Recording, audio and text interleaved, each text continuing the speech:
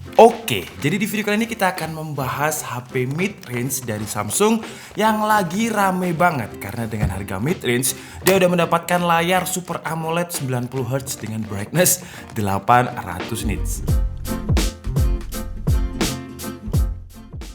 Dan perkenalkan, ini adalah Samsung Galaxy A32 yang di-launching beberapa hari yang lalu berbarengan dengan seri A52 dan juga A72. Nah, untuk A32 ini adalah varian yang paling rendah. Untuk varian warnanya ada 4. Jadi ada Awesome Black, Awesome Blue, Awesome White, dan juga Awesome Violet. Nah, yang akan kita bahas kali ini adalah yang Awesome Black. Untuk harganya ada di range sekitar 3,4 sampai 3,6 juta rupiah. Link pembeliannya seperti biasa, kalian bisa langsung cek di kolom deskripsi. Dan sekarang langsung aja kita bahas Samsung Galaxy A32. Nah, yang kita bahas kali ini adalah yang warna Awesome Black, yang sebenarnya udah saya unboxing ya. Cuman saya pengen menunjukkan kepada kalian di dalam paket pembeliannya ini ada apa aja. Dan untuk memori RAM-nya dia 6 GB dengan memori internal 128 GB. Untuk chipsetnya menggunakan MediaTek Helio G80. Oke, jadi sekarang langsung aja kita lihat. Di dalam paket pembeliannya itu ada buku garansi seperti ini. Dan sayangnya tidak dapat case ya. Nah, jadi ini adalah HP-nya Samsung Galaxy A32 dengan tagline-nya Infinity U Display, quad kamera dengan on-screen fingerprint. Nah, kalau on-screen fingerprint berarti panel layarnya udah pakai Super AMOLED. Jadi sekarang kita kletek dulu, kita taruh di sini. Desainnya ya. Menurut saya desainnya bagus banget sih. Cuma nanti aja kita bahas. Sekarang kita lanjutkan di dalam paket pembeliannya ada apa aja. Jadi ada kabel dengan konektor Type A to Type C seperti ini. Terus juga ada adapter. Nah, untuk adapternya ini kecil. Jadi dia fast charging 15 watt. Untuk baterai dari Samsung Galaxy A32 ini kapasitasnya cukup gede, 5000 mAh. Nah, kalau digandengkan dengan fast charging yang 15 watt, biasanya ya untuk 15 watt dengan 5000 mAh itu kalau 0 ke 100% itu 2 jam 15 menit. Dan sekarang kita bahas desain dari Samsung Galaxy A32 ini. Yang menurut saya pribadi ya, desainnya ini kayak nggak pantas dimasukkan ke kelas mid-range. Karena desainnya ini bagus banget dengan quad kameranya yang disusun sepertinya sih terinspirasi dari Samsung Galaxy S series ya.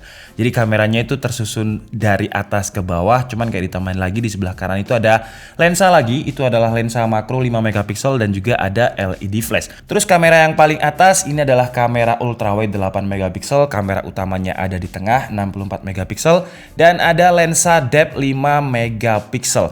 Terus yang menarik di bagian back covernya ini terlihat seperti menggunakan material kaca. Terlihat loh ya. Jadi kalau saya reflekkan ke lighting seperti ini, kalau kalian lihat refleksnya kayak kaca banget gitu ya, glossy gimana. Jadi secara penampilan terlihat fleksi banget. Cuman memang kalau diketuk-ketuk atau diraba seperti ini dia masih pakai plastik polikarbonat. Cuman kalau soal desain sih menurut saya Samsung Galaxy A32 ini bagus banget sih ya. Kalian setuju juga kalau desainnya bagus banget? Kalian bisa tulis di kolom komentar. Siapa tahu ternyata selera saya aja yang rendah. Terus di port di bagian kanan ada volume up and down. Terus juga ada tombol lock dan off. Di bagian atasnya ada mic. Di bagian kiri ada untuk slot SIM. Coba kita buka dulu SIM-nya ini. Seharusnya sih dia triple slot dan juga ada micro SD dedicated. Nah, ada micro SD dedicated yang up to 1 terabyte ya. 1 terabyte itu banyak banget. Kemudian di bagian bawahnya ada speaker, ada konektor Type C, ada mic dan juga masih ada audio jack-nya. Terus kalau dari depan layarnya ini juga sudah terlindungi dengan Corning Gorilla Glass 5. Jadi dia tahan goresan dan ketika kita pegang seperti ini rasanya itu solid banget. Layarnya Infinity V Display, yang maksudnya V di sini karena terbatasi atau disekat dengan kamera selfie-nya yang memiliki resolusi 20 megapiksel. Dan yang menarik, Samsung Galaxy A32 ini kapasitas baterainya lumayan gede, 5000 mAh. Tapi dimensinya cukup enak untuk digenggam dengan satu tangan karena tebalnya itu 8,4 mm. Dan untuk bobotnya coba kita timbang ya. Kalau di website resminya Samsung, bobotnya itu 184 gram. Kalau menurut timbangan saya, bobotnya itu Nah, kok malah lebih ringan ya, 181,8 gram. Intinya untuk sebuah HP yang kapasitas baterainya 5000 mAh, tapi bobotnya bisa di bawah 200, bahkan di bawah 190 gram, dengan ketebalannya 8,4 mm, menurut saya udah oke banget. Dan beginilah kira-kira kualitas layar dari Samsung Galaxy A32 yang lagi rame banget diperbincangkan ya. Karena untuk harganya dia sudah menggunakan panel Super AMOLED dengan resolusi Full HD Plus 1080x2400, terus brightness-nya ada di 800 nits. Dan bisa dibilang ini adalah HP 3 jutaan yang memiliki brightness nits paling tinggi sampai saat ini. 800 nits loh ya, laptop yang mahal yang harganya 20 jutaan biasanya ada di 500 nits. Ini 800 nits.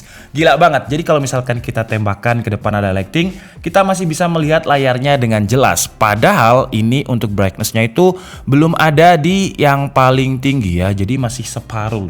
Bayangkan kalau misalkan ini saya slide, wah.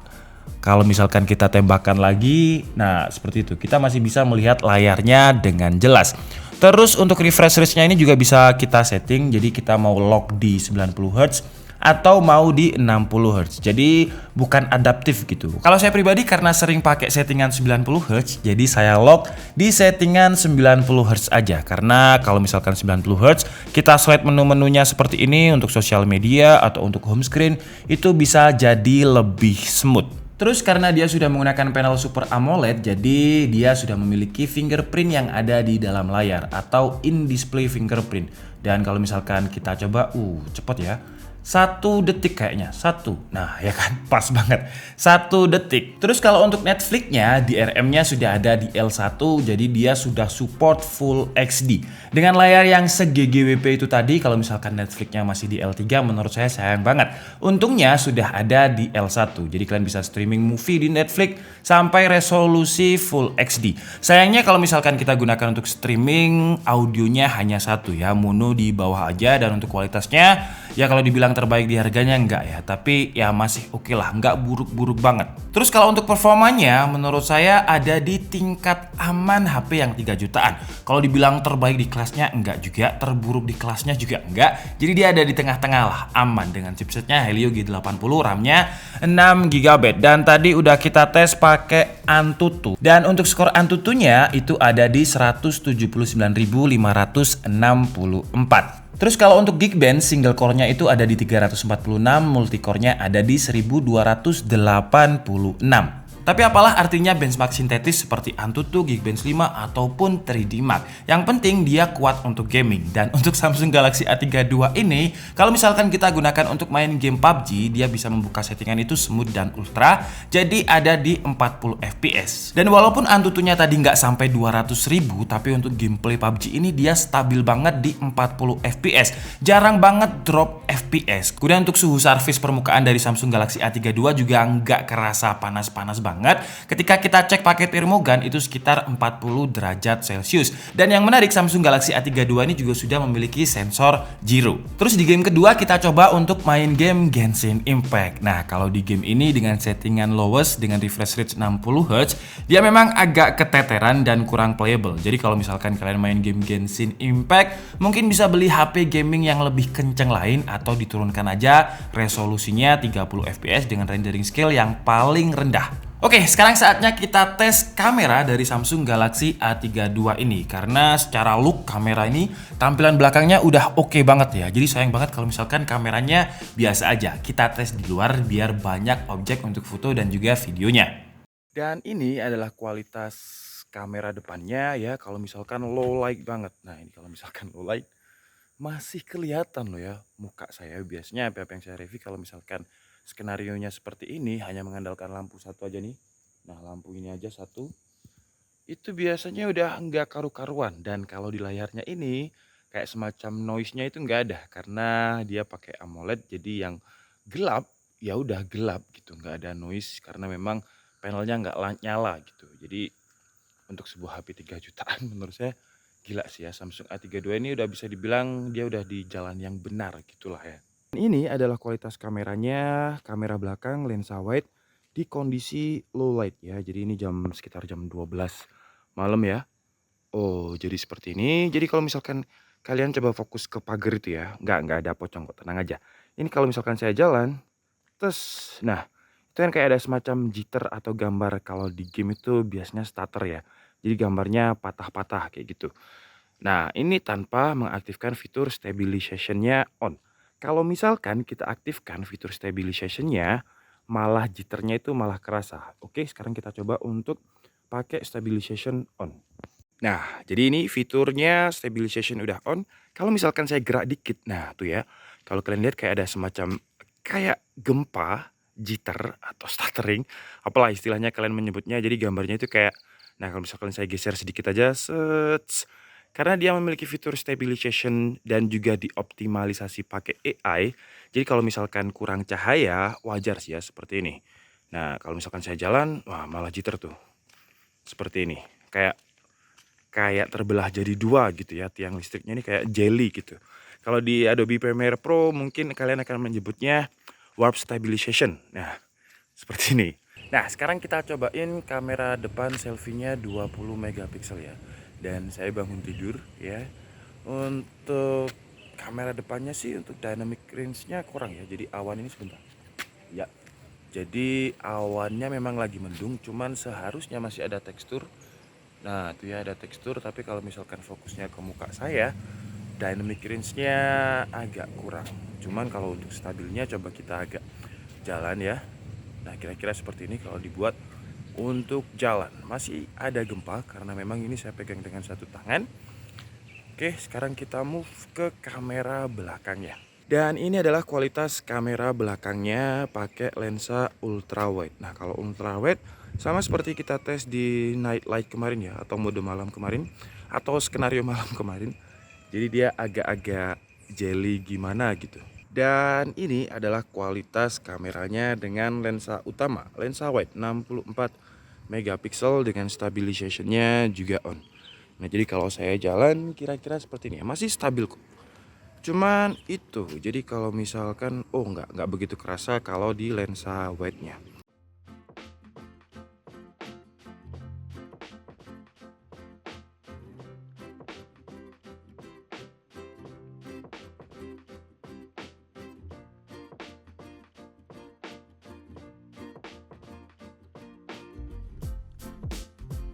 Oke guys, jadi mungkin cukup segitu aja video dari Samsung Galaxy A32 kali ini. Kesimpulannya dengan harga 3 jutaan kelasnya mid-range, menurut saya Samsung udah kembali ke jalan yang benar ya. Karena di harganya kita dikasih spesifikasi yang menurut saya kalau digunakan streaming enak banget. Jadi selling point yang menurut saya paling menarik dari Samsung Galaxy A32 ini, pertama adalah layarnya dengan Super AMOLED, resolusinya Full HD+, 90Hz, dan yang paling mencengangkan adalah brightness-nya yang 800 nits. Kemudian kedua ini mungkin preferensi masing-masing ya, karena menurut saya desainnya bagus banget untuk sebuah HP mid-range. Kayak kalau misalkan ditaruh di flagship, menurut saya masih oke loh desainnya ini ya. Terus kelebihan lain menurut saya adalah kameranya yang udah enak banget untuk dilihat, detailnya bagus. Cuman kekurangannya adalah di lensa ultra wide. Jadi kalau misalkan kita pakai lensa utama 64 megapiksel, nggak ada masalah sama sekali. Gambarnya bagus banget. Tapi untuk ultra wide-nya menurut saya agak kurang ya. Jadi kayak kurang dynamic range, kurang jelas gitu. Jadi kayak tiba-tiba ada sudut-sudut yang kerasa gelap gitu. Terus kelebihan lain adalah One UI 3.1 di Samsung Galaxy A32 ini digandengkan dengan layar yang 90Hz. Jadi kayak kerasa lebih ringan, lebih smooth, lebih enak aja gitu. Tapi kalau untuk kekurangannya menurut saya adalah vibration feedbacknya yang kayak HP entry level banget.